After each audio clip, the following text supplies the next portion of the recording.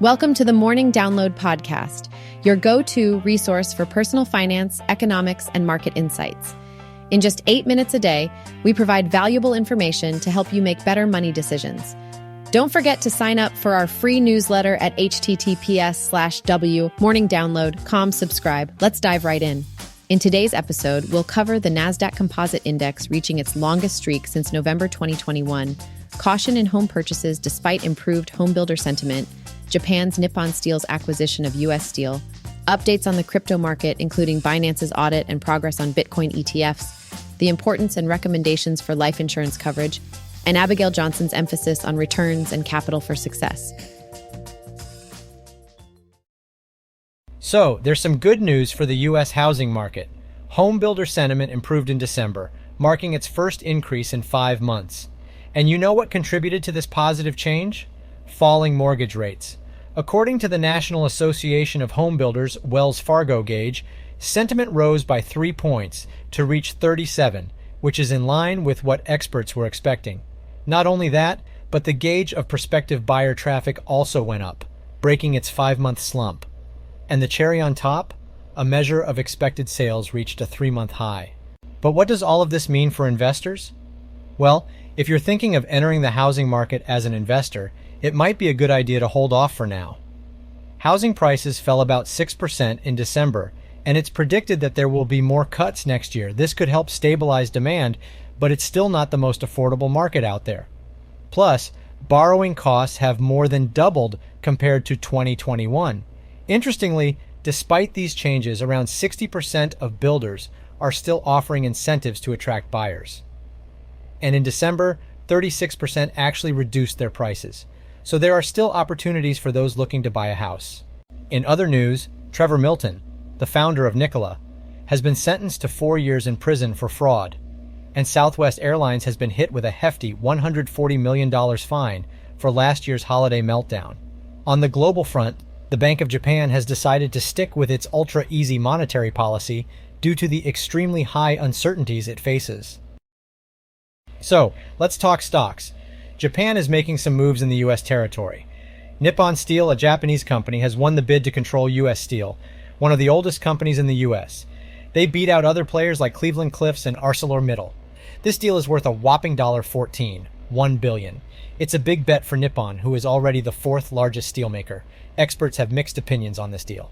Some think it might not be beneficial for Nippon, while others believe it could work out well. Cleveland-Cliffs had initially offered a lower value for U.S. Steel, but Nippon came in with an all-cash offer that was much higher. Nippon is hoping that the Biden administration's infrastructure bill will sweeten the deal. They're counting on spending and tax incentives that could greatly benefit the U.S. steel industry. However, not everyone is happy about this acquisition. The United Steelworkers Union is not pleased, as they were supporting Cleveland-Cliffs, another American steel company.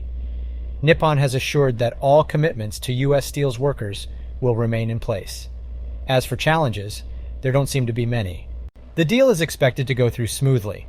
It's not every day that a foreign company takes control of a major U.S. firm, so all eyes will be on how things unfold over the next few months.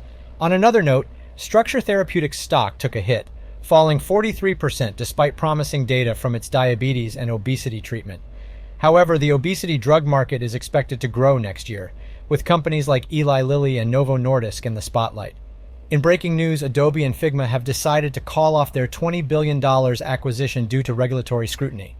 And finally, a reminder, Apple will no longer be selling its flagship Apple Watch models in the US starting next week. This comes after losing a long-running patent dispute with a medical technology company called Masimo. So, let's talk about some interesting things happening in the world of crypto.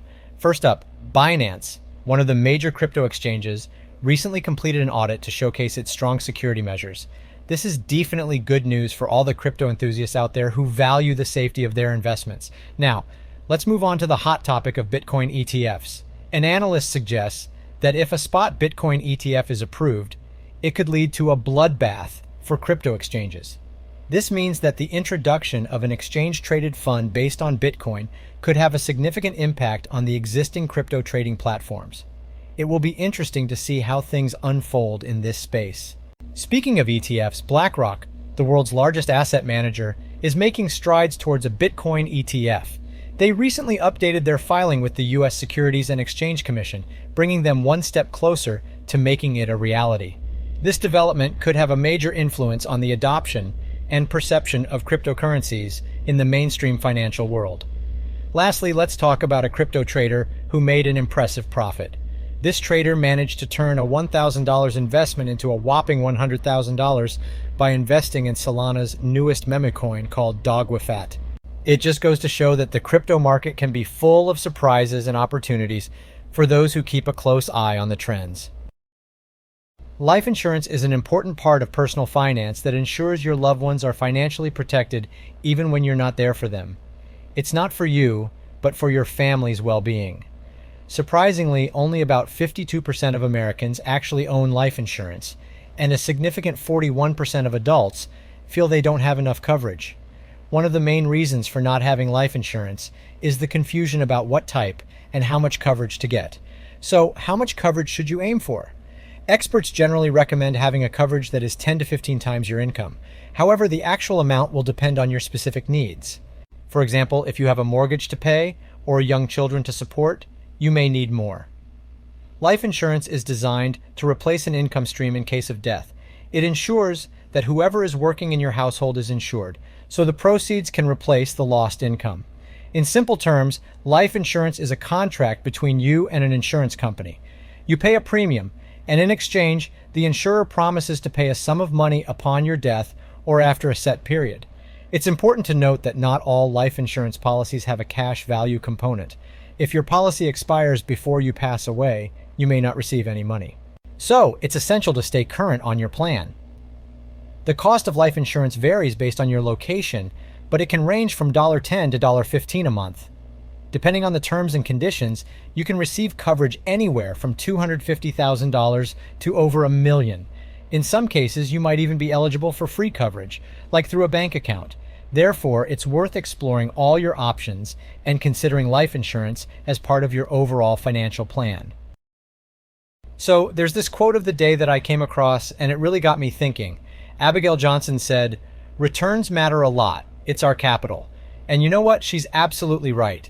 When it comes to investments, returns are everything. It's about making your money work for you and generating those profits. After all, why would we invest if not to see our capital grow? So next time you make a financial decision, remember Abigail Johnson's wise words. Don't just focus on protecting your capital, but also on making it work for you. Because at the end of the day, returns matter. In today's episode, we discussed the Nasdaq Composite Index's longest winning streak since November 2021, cautionary notes on home purchases, Japan's acquisition of U.S. steel, improvements in U.S. homebuilder sentiment, updates on the crypto market, and the importance of life insurance as financial protection for loved ones.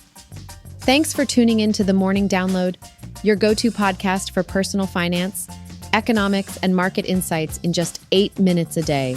Don't forget to subscribe for more helpful content and sign up for our free newsletter at morningdownload.com/subscribe.